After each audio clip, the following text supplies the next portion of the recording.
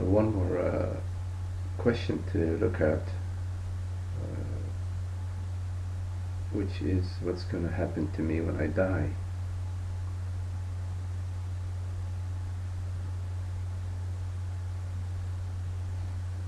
Will I go on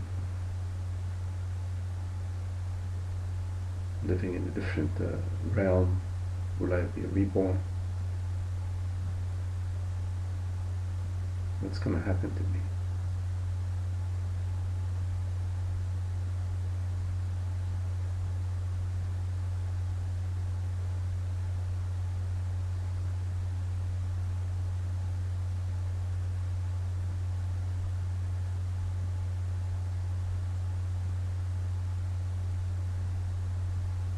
It depends.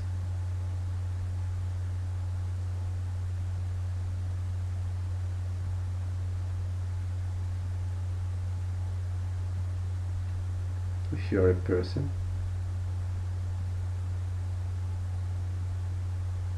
meaning living in the world, perceiving a world, pursuing and avoiding experiences, then that person dies, but the desire doesn't die. The concerns and the pursuits don't die. You just keep changing, like they change during the waking dream, during this waking life, or in the night dream. Your desires, you're chasing objects and running away from objects. During the waking state, the dream state, and that's a dream. The dream goes on, whether the body comes and goes. The dream goes on. It's the dream that's going on. And the body comes into the dream and goes out of the dream, but the dream goes on. The dream is the dream of being a body. It's not really a dream. I should probably call it the illusion, the illusory dream.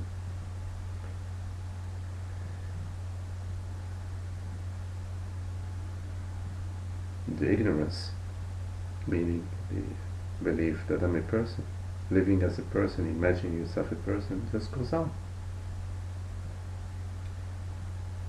This imagining yourself to be a person refers to seeking your happiness in worldly things, seeking your happiness in states, in experiences, in objects, in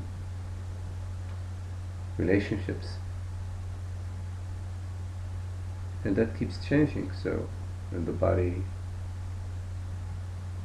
disappears, it actually disappears quite often during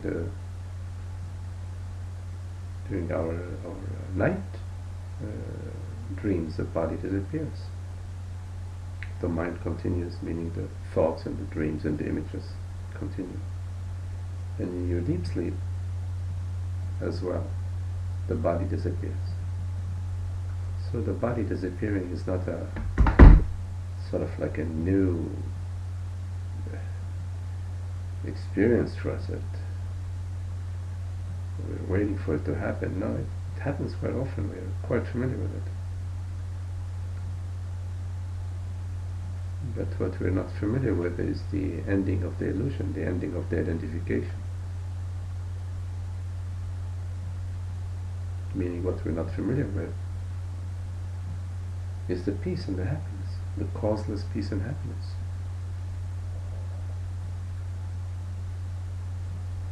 The freedom. That doesn't die. That isn't pursuing anything. It's not running away from anything. It's not in the world of desire and pursuit of happiness, seeking pleasure, avoiding pain, none of that.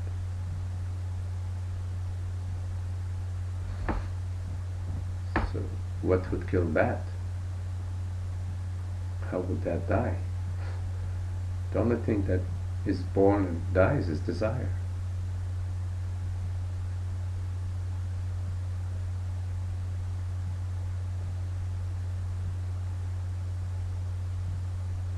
Which is thought,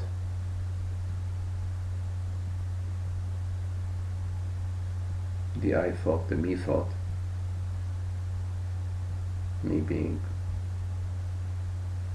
sense of lack,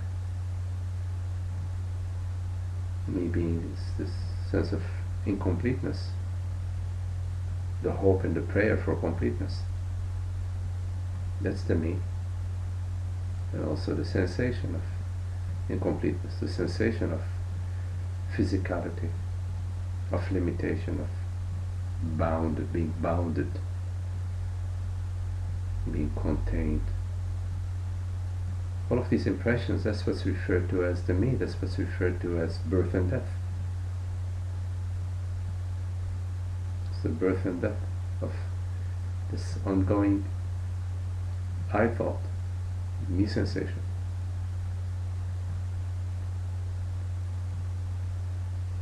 Hoping for something, running after it.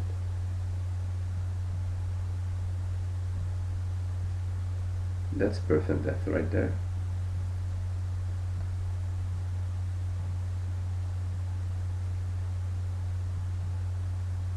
But the peace and happiness that doesn't depend on anything. It's beyond all that realm of thought and pursuit.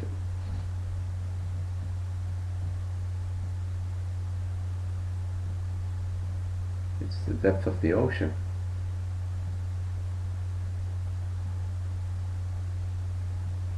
That doesn't exist in time. It doesn't exist in the mind. Birth and death is a mind event.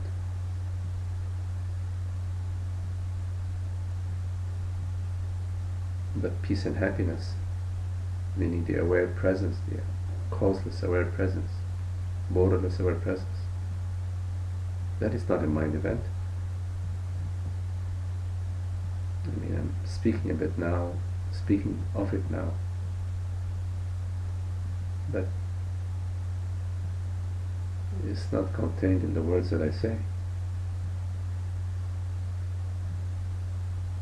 The words that are spoken are just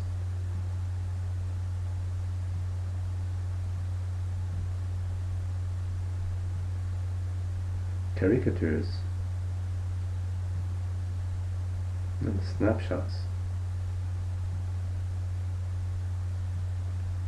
But the experience of peace and happiness, of causeless peace and happiness, is not perceived by the mind. The mind actually dies in it. Birth and death end, dissolve in that. In the aware presence, in the universal consciousness that's formless. And that doesn't die. That as long as you're maintaining the I thought and the me quality in your life, then yes, you're in the cycle of life and death, you're in the samsara. And the inevitability of life and death is connected to the identification, the belief that I'm a mortal form, I'm an object, I'm a limited consciousness, and therefore the whole drama plays itself out. It's just the drama of seeking happiness in worldly events, in mind events.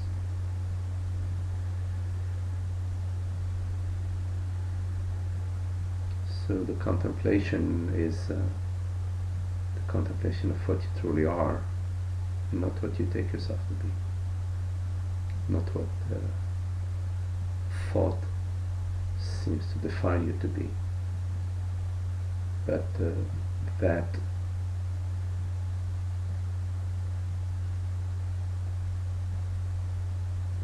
to which thought appears, the presence that perceives thought, that embraces thought, that gives birth to thought without ever being altered, affected, aggrandized or diminished by whatever appears. It's the realization of that your true nature, what you truly are, that takes you beyond life and death.